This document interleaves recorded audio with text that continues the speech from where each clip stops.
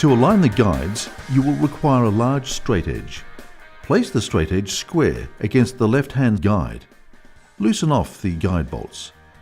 Line up the straight edge against the blade and run the blade down the straight edge, allowing the straight edge to set the correct angle on the guide.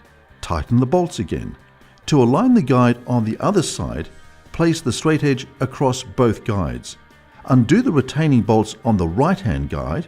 Adjust until it is aligned with the left-hand guide. Tighten the bolts again. Both guides are now aligned with the saw cut.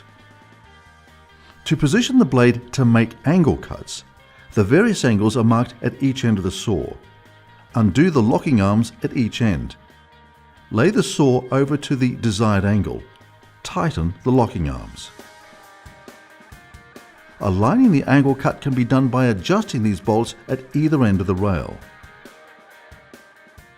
Run the blade smoothly down the cut. Do not pull the blade through too hard. Let the blade do the work. With the drop saw, this can be locked into the down position by tightening the locking bolt above the blade. The blade and motor can be locked into position at either end of the rail guide to prevent movement and damage whilst in transit. The Series 2 Centaur features a new rail guide.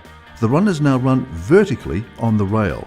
This bolt under the rail loosens and tightens the motor against the rail guide. The Centaur features lift handles at both ends with wheels at one end for easy positioning.